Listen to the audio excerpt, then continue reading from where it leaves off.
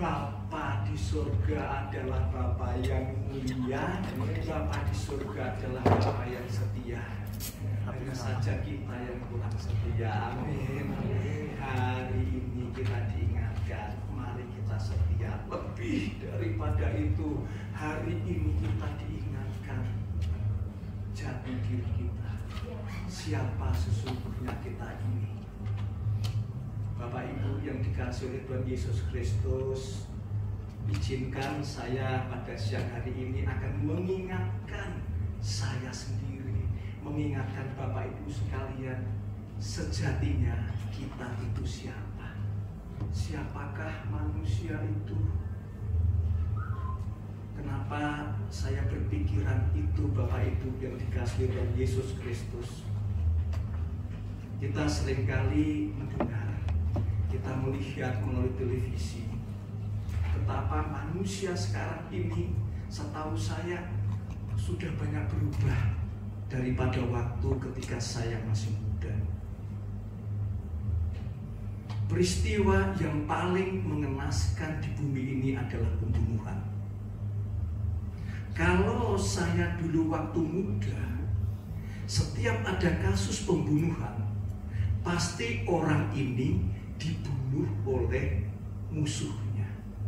Pasti orang yang dibunuh oleh orang yang membencinya. Perampok, penjahat-penjahat, mereka membunuh orang-orang yang tidak bersalah.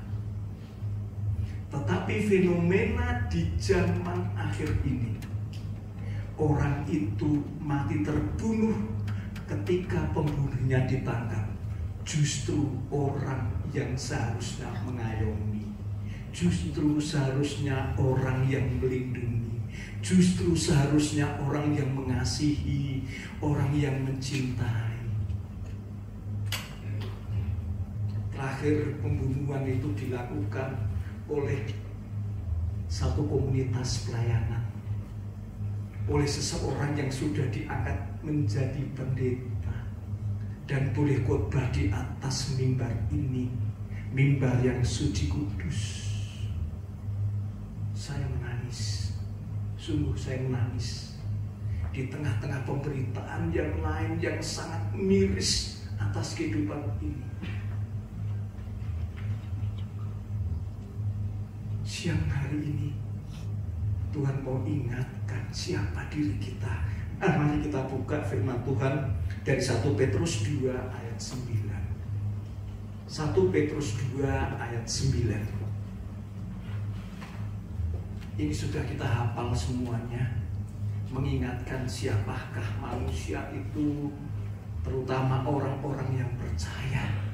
Dikatakan demikian, 1 Petrus 2 ayat 9. Tetapi kamulah bangsa yang terpilih. Kita adalah manusia-manusia yang dikumpulkan menjadi satu bangsa. Itu tidak sembarangan. Bangsa yang terpilih, bukan bangsa sembarangan, tapi bangsa yang terpilih. Yang kedua, imamat yang rajani. Imamat yang rajani itu imam yang menjadi raja, raja yang sekaligus imam. Siapakah imam itu? Imam adalah orang yang secara rohani itu memiliki kedudukan tinggi. Diharapkan imam ini bisa mengajak orang-orang sekitarnya untuk datang kepada Tuhan. Statusnya sangat tinggi, sangat dihormati. Dan itu bagi Tuhan tidak cukup. Status buat kita semuanya itu bukan cuma imam, tapi imam yang rajani. Imam yang sekaligus menjadi raja. Raja itu penuh kuasa, raja itu mulia, raja itu yang akan mengangkat derajat sesamanya. Kita bangsa yang terpilih. kita imam yang rajani. Belum selesai itu juga, bangsa yang kudus. Bangsa yang kudus itu mengandung dua makna. Makna yang pertama adalah bangsa yang disisihkan dari bangsa yang lain. Dikuduskan itu artinya dipisahkan, disendirikan, diistimewakan. Itu artinya bangsa yang kudus. Bangsa yang kudus pengertian kedua adalah bangsa yang diurapi, bangsa yang disucikan, bangsa yang sudah diampuni dosanya, bangsa yang luar biasa. Dan itu adalah kita semua. Boleh tepuk tangan bagi Tuhan.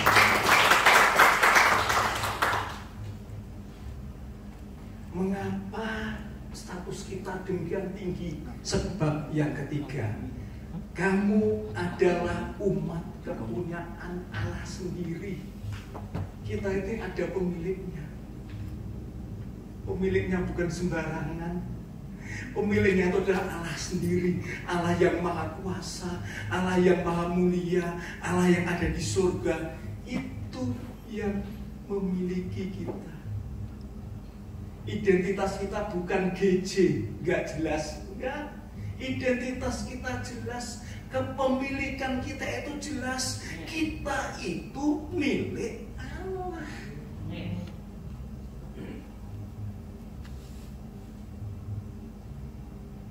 Tentunya dengan status yang setinggi ini, kita punya tugas supaya memberitakan perbuatan-perbuatan besar dari Tuhan yang telah memanggil kita dari kegelapan kepada terangnya yang ajaib. Bapak Ibu, bukanlah kalau kita teliti di dalam kehidupan kita sehari-hari, saya sering merenungi ketika kita mengingat masa lalu, pasti itu adalah masa lalu. Ya, masa lalu adalah masa lalu. Masa lalu adalah masa lalu. Sebab kalau kita ingat masa-masa lalu, yang ada adalah penyesalan. Mengapa ya aku bertindak seperti itu? Mengapa aku mengambil keputusan seperti itu?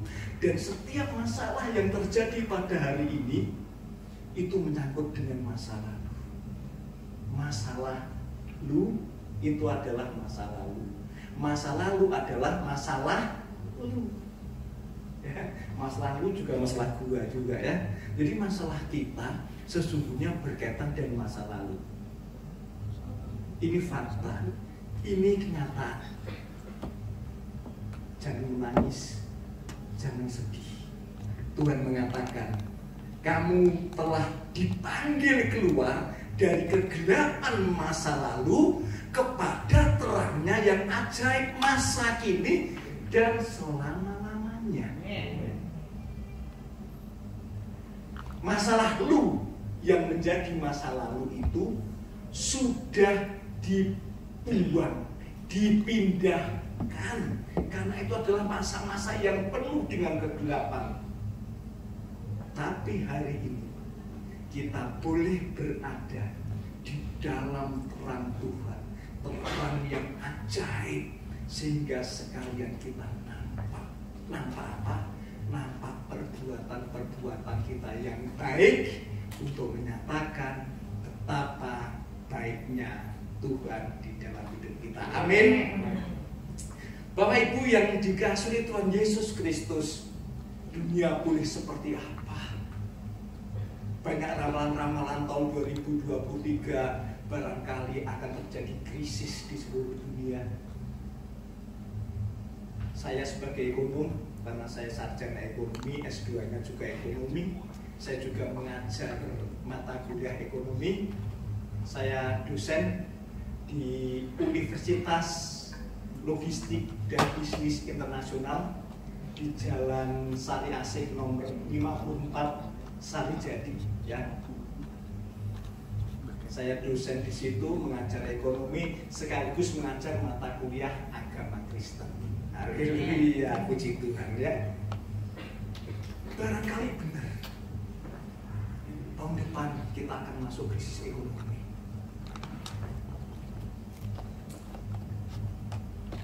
Itu fakta, itu akan melanda seluruh umat manusia termasuk kita.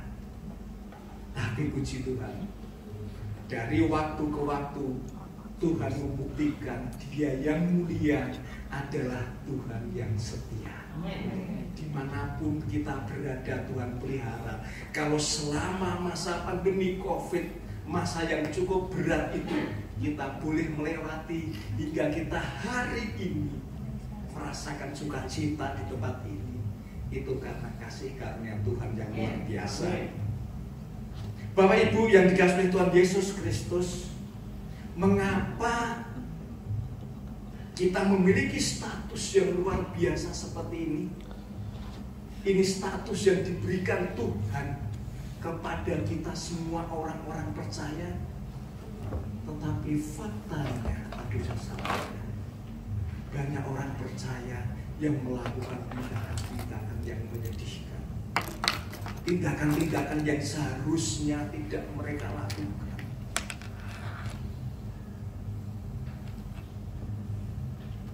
Kalau saya renungkan lebih dalam, karena mereka lupa siapa dirinya, lupa siapa manusia itu. Status yang setinggi ini diberikan kepada kita bukan melalui proses yang panjang. Ya, Tuhan yang luar biasa itu sudah mempersiapkan dari semenjak manusia diciptakan. Mari kita buka penciptaan manusia, Kejadian 1. Kita boleh baca Alkitab Kejadian 1 ayat 25.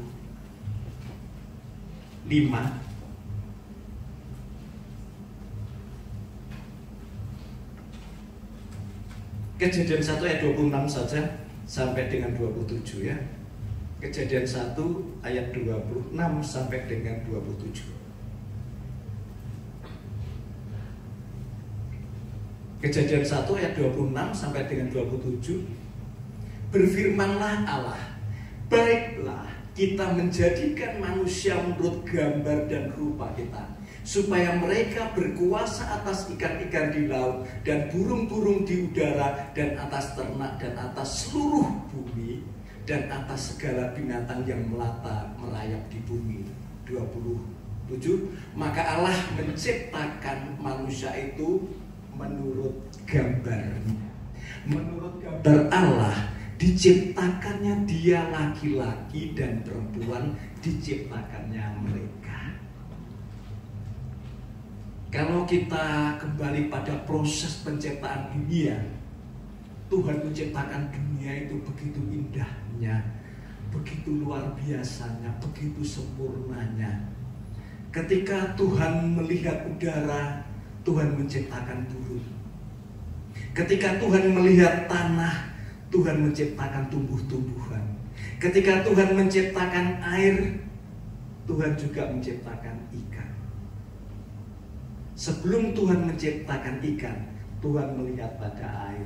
Sebelum Tuhan menciptakan tumbuh-tumbuhan, Tuhan melihat pada tanah. Makna yang lebih dalam adalah Tuhan menciptakan ikan terlebih dahulu melihat air. Itu artinya air tanpa ikan dia tetaplah air, tidak masalah. Tetapi yang masalah adalah bila ikan tanpa air. Tuhan menciptakan tumbuh-tumbuhan melihat tanah. Itu artinya tanah tanpa tumbuh-tumbuhan tetaplah tanah, enggak masalah. Yang masalah adalah tumbuh-tumbuhan tanpa tanah, maka dia bukanlah tumbuh-tumbuhan. Demikian juga dengan manusia. Ketika Tuhan menciptakan manusia, Tuhan itu melihat dirinya sendiri. Tuhan melihat dirinya sendiri. Kemudian Tuhan memutuskan, marilah kita. Tuhan bilang kita itu berarti dirinya sendiri. Dia lihat dirinya sendiri, kemudian dia bilang pada dirinya sendiri, marilah kita menciptakan manusia. Dari proses penciptaan ini ada satu rahasia yang barangkali kita belum pernah mendengarnya. Ketika manusia diciptakan itu Tuhan melihat pada dirinya sendiri. Setelah dia lihat, marilah kita menciptakan manusia seperti, serupa, segambar dengan diriku, kata Tuhan. Itu berarti juga bahwa Tuhan Allah tanpa manusia, dia tetaplah Tuhan Allah. Tuhan Allah tanpa manusia tidaklah masalah. Namun demikian, manusia tanpa Allah bukanlah manusia. Manusia tanpa Allah, disitulah letaknya masalah. Enggak percaya? Kita buka Kejadian 2 ayat 7 ya, supaya tambah yakin. Kejadian 2 ayat 7.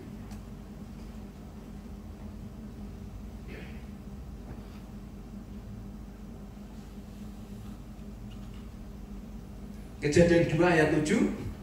Ketika itulah Tuhan Allah membentuk manusia itu dari debu tanah dan menghembuskan nafas hidup ke dalam hidungnya.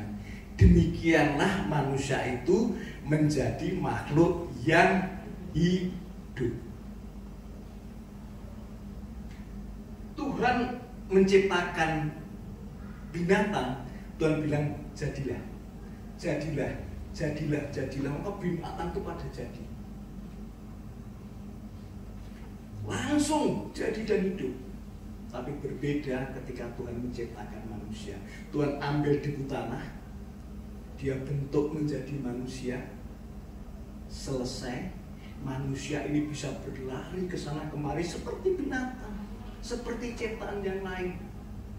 Kalau andai kata kita melihat begitu, kita lihat manusia itu sudah jadi, manusia itu sudah hidup, tetapi tidak di muka Tuhan.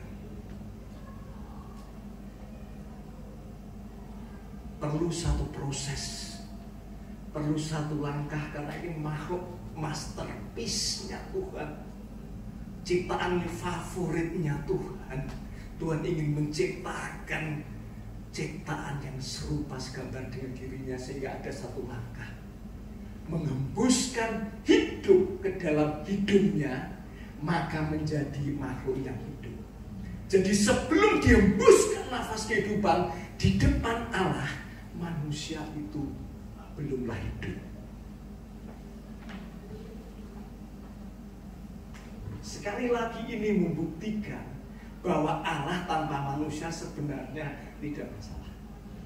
Tetapi manusia kalau tanpa Allah masalah. Manusia tidak mungkin tanpa Allah, karena ada diri Allah yang diciptakan di dalam diri manusia. Bukan sekedar itu, ada bagian dari Allah. Allah itu roh yang ditaruh di dalam diri manusia. Jadi kalau manusia tanpa roh Allah, manusia tanpa roh kudus, di muka Allah, di depan Allah, bagi Allah, dia hanyalah mayat hidup.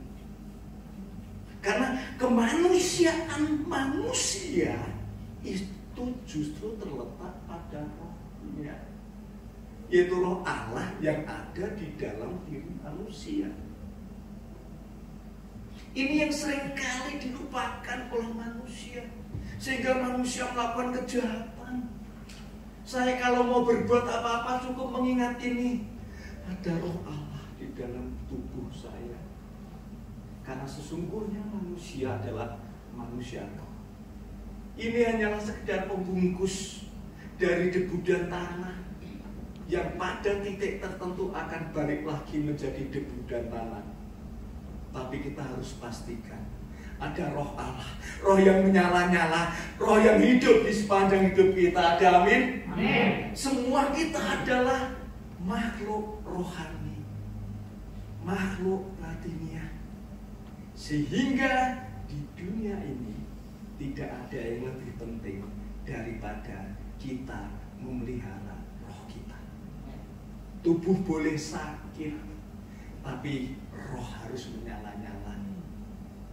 Dengan roh yang menyala-nyala, tubuh yang sakit, Tuhan begitu mudah untuk menyembuhkan. Amin. Beri kemuliaan bagi Tuhan Yesus.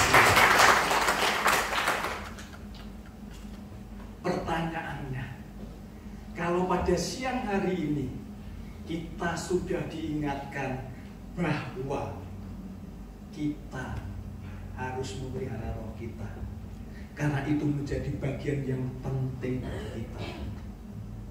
Bagaimana seharusnya hidup kita? Mari kita buka Yohanes 15. Ini perkataan Tuhan Yesus Kristus mengingatkan kepada kita semua pada siang hari ini. Judulnya Pokok Anggur yang Benar. Yohanes 15 ayat 1 sampai dengan 8. Mari kita baca semuanya aja ya. Kita baca semuanya. Masih ada waktu. Pokok anggur yang benar, Yohanes 15 1 sampai 8. Akulah pokok anggur yang benar dan Bapakkulah pengusahanya. Setiap ranting padaku yang tidak berbuah dipotongnya, dan setiap ranting yang berbuah dibersihkannya, supaya ia lebih banyak berbuah.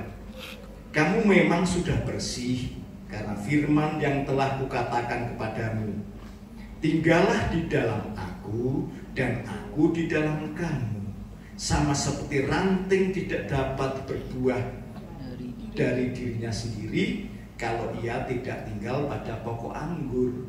Demikian juga kamu tidak berbuah jikalau kamu tidak tinggal di dalam aku. Akulah pokok anggur dan kamulah ranting-rantingnya. Barang siapa tinggal di dalam aku dan aku di dalam dia, ia berbuah banyak. Sebab di luar aku, kamu tidak dapat berbuat apa-apa. Barang siapa tidak tinggal di dalam aku, ia dibuang keluar seperti ranting dan menjadi kering. Kemudian dikumpulkan orang dan dicampakkan ke dalam api lalu dibakar. Jikalau kamu tinggal di dalam aku dan firmanku tinggal di dalam kamu, mintalah apa saja yang kamu kehendaki dan kamu akan menerimanya. Dalam hal inilah Bapakku dipermuliakan, yaitu jika kamu berbuah banyak, dan dengan demikian kamu adalah murid-muridku. Haleluya, puji Tuhan ya. Tuhan mengingatkan, sesungguhnya manusia itu hanyalah ranting, tidak lebih. Ranting itu tidak ada gunanya sama sekali. Kalau kita boleh jalan di pinggir jalan ada ranting di tanah, itu tidak ada gunanya.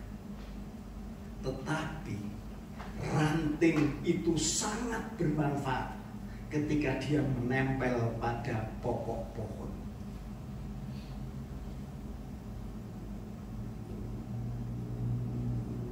Tuhan mengatakan, kamu ranting, aku pokoknya. Kalau kamu tidak melekat kepadaku, kamu bukanlah manusia. Mengapa? Karena inti manusia kita adalah manusia roh. Inti dari manusia adalah keberadaan Tuhan dalam dirinya. Manusia tidak mungkin tidak menempel kepada Tuhan. Tuhan saja ya, Tuhan saja yang sesungguhnya tanpa manusia tidak apa-apa. Tapi Tuhan gak mau loh tanpa manusia.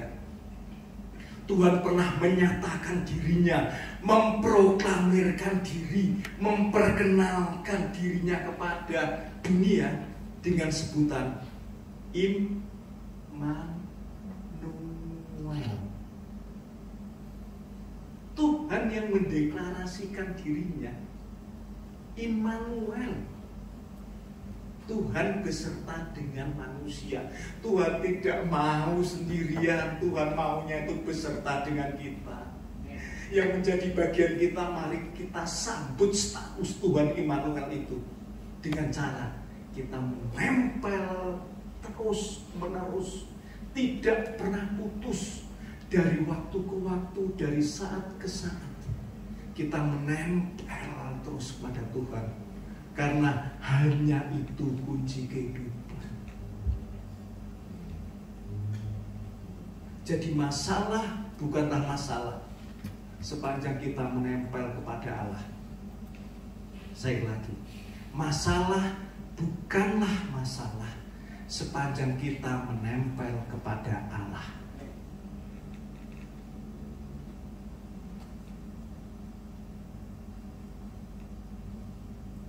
Orang yang tidak punya masalah, hamba Tuhan, jenderal sekalipun, kok bisa dia melakukan perbuatan seperti itu? Saya yakin di titik itu dia tidak menempel kepada Tuhan. Dia tidak menempel kepada Tuhan. Maka bagi Tuhan dia bukanlah manusia. Dan dari sudut pandang itu, kita semua bisa memahami kenapa orang bisa berperilaku seperti itu. Benar, dia bukanlah manusia. Kalau manusia nggak mungkin membunuh sesamanya, nggak mungkin. Kalau dia tahu manusia itu siapa. Jadi Bapak Ibu yang dikasihi oleh Tuhan Yesus Kristus, yang harus kita lakukan pada hari ini untuk menghadapi hari-hari ke depan yang barangkali tidak lebih mudah daripada hari ini. Apapun pergumulan kita hari ini, apapun persoalan kita pada hari ini, apapun masalah yang kita hadapi pada hari ini, tidak ada jalan lain kecuali kita hanya melekat kepada Tuhan. Tinggallah di dalam firman Tuhan dan biarkan firman Tuhan tinggal di dalam hidup kita. Satu doa saya yang tidak putus-putusnya, dan saat ini juga mau saya bagikan kepada ibu bapak yang dikasihi Tuhan Yesus Kristus. Doa saya selalu saya awali, Tuhan, pastikan hatiku ada di hatimu, hatimu ada di hatiku, sebab tidak ada yang lebih perlu daripada itu selain hidupku bersama. Tuhan sudah mendeklarasikan Tuhan itu maunya beserta manusia, tinggal bagian kita. Marilah kita memberikan respon yang benar, yaitu kita membiarkan diri kita melekat kepada Tuhan, membiarkan diri kita berada di dalam hadirat Tuhan, membiarkan firman Tuhan terus mengalir di dalam hidup kita.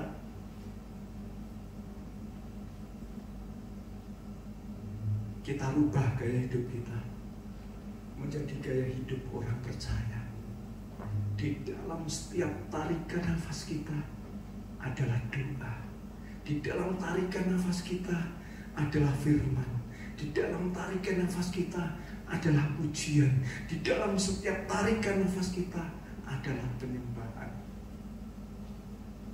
Tidak ada perkara yang lebih besar daripada itu selain kita menempel kepada Tuhan. Puji Tuhan, Bapak Ibu yang dikasihi Tuhan Yesus Kristus, siang hari ini Bapak Ibu semuanya setia sebagaimana Bapak setia. Saya percaya banyak acara yang bisa kita hadiri, banyak tempat yang bisa kita datangi, tapi kita memutuskan untuk bersama-sama beribadah di tempat ini. Itu karena kita tahu kita bukanlah manusia, apabila tanpa Allah. Doa saya, mari kita terus setia. Bapak dan Ibu Beni Cahyono mengajarkan kepada kita, memberikan teladan kepada kita, bagaimana beliau berdua begitu setia melayani Tuhan. Mari, hari ini kita putuskan untuk kita setia kepada Tuhan, menempel terus, nggak mau lepas dari Tuhan, menghadapi masa-masa depan yang tidak menentu. Saya ingin berdoa buat Bapak Ibu sekalian, Tuhan memberikan kekuatan untuk menghadapi masa depan. Bapak Ibu boleh duduk di tempatnya, boleh juga maju ke depan. Saya ingin berdoa secara khusus.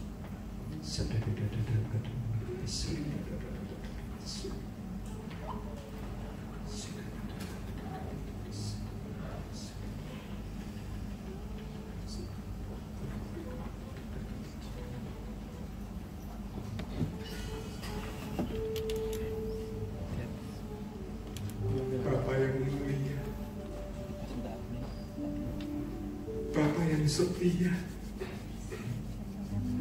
ini hati kami Tuhan.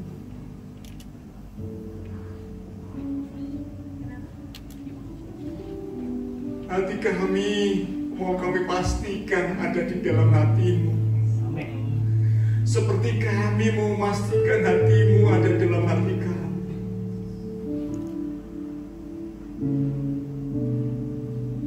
Ampuni kami Tuhan. Sepanjang waktu yang telah kami jalani, kami tidak setia. Kami melupakan siapa diri manusia kami yang sudah Kau tebus dan Kau pilih, Kau angkat begitu tinggi.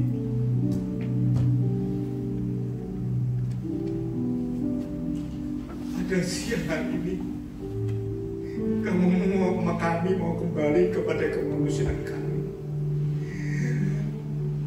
Tuhan, kami mau bersama-Mu terus.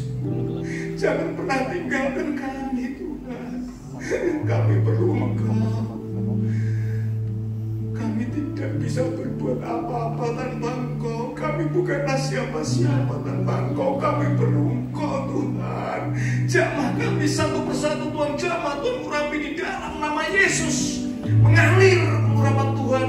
Mengalir jamah Tuhan di dalam nama Tuhan Yesus Kristus. Kasih karunia damai sejahtera Tuhan, berkat-berkat terbaik mengalir satu persatu, pribadi lepas pribadi di dalam nama Tuhan Yesus Kristus. Menumbuhkan ketaatan dan kesetiaan, terus diberkati